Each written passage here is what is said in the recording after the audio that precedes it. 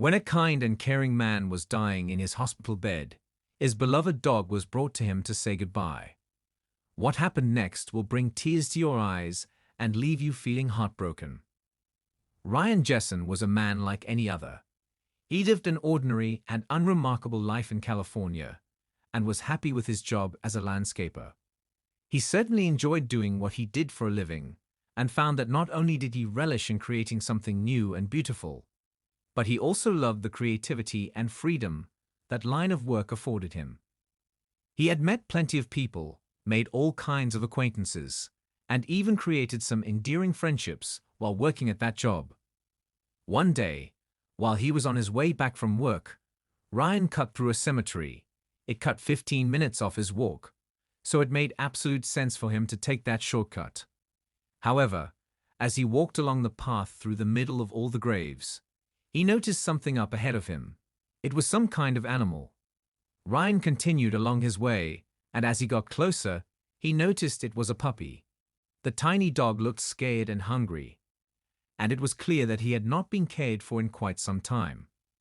Fashioning a leash out of his belt, Ryan decided to walk the dog back to his home.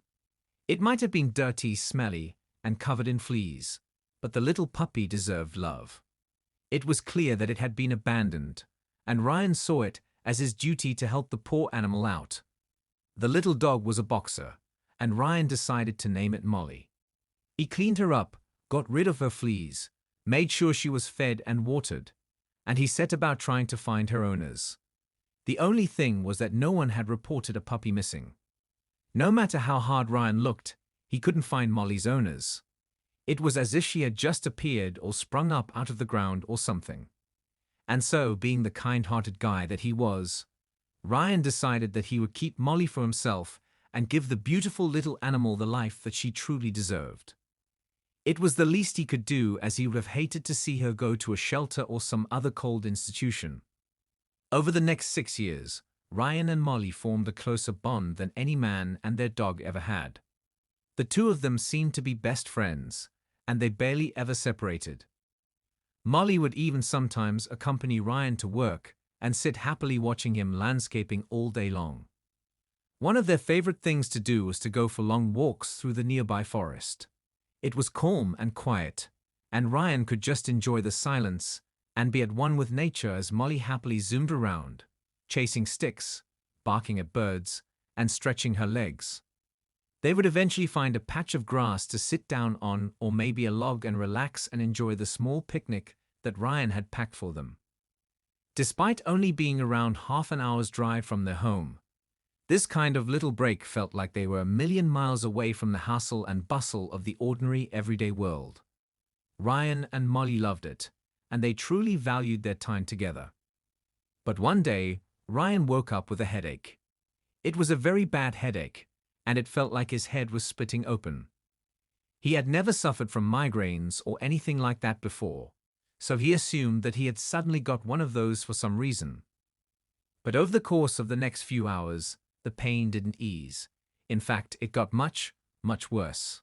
He ended up nearly collapsing and taking himself to the hospital to be checked out. This was surely not something normal. Ryan was right to be concerned. The doctors carried out several tests and checks and discovered that he was suffering from a ventricular brain hemorrhage. This is a severe and life-threatening condition where there is bleeding inside or around the ventricles in the brain.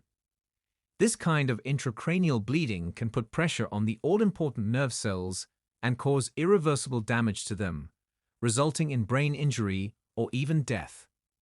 The condition needs to be treated properly and decisively to fix it and maintain any hope of the person surviving and living a normal life. In many cases, it happens randomly and seems almost cruel and unfair. Unfortunately, despite the doctor's best efforts, Ryan fell into a coma, where he remained for quite some time. This is both a bad thing and a good thing. Ideally, a person should not be in a coma at all.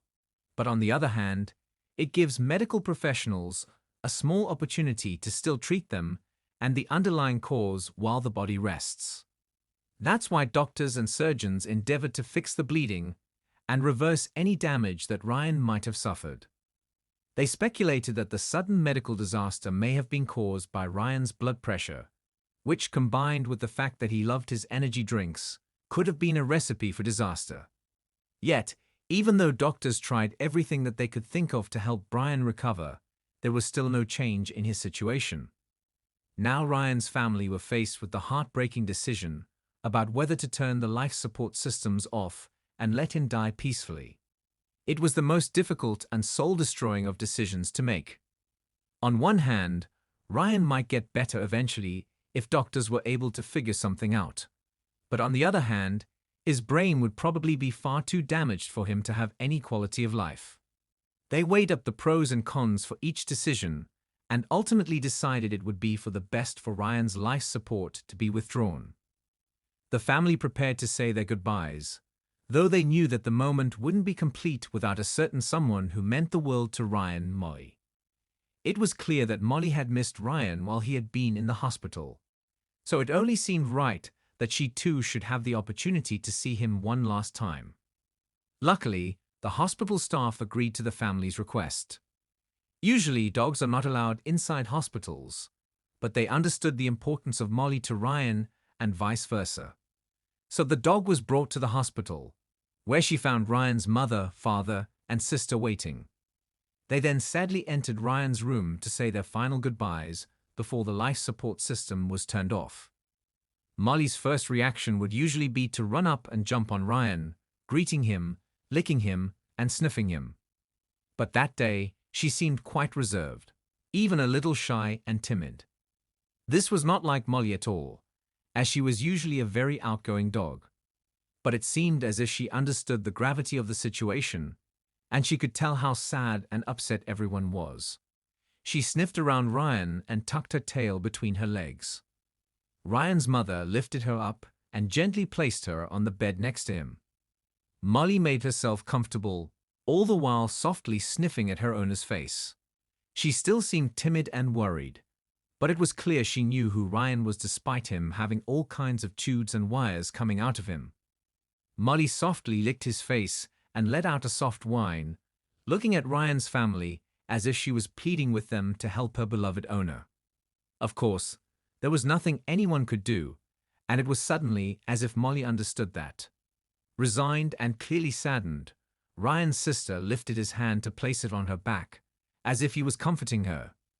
It was a beautiful sight, and one that broke everyone's heart. It was obvious how much the two of them meant to each other, and to see how much Mollie was grieving was enough to make everyone in the room cry. Ryan's family made her a promise that they would look after her from now on, and while Mollie was going to go on and live a happy and full life, she would still always love and miss Ryan far more than she would ever be able to express.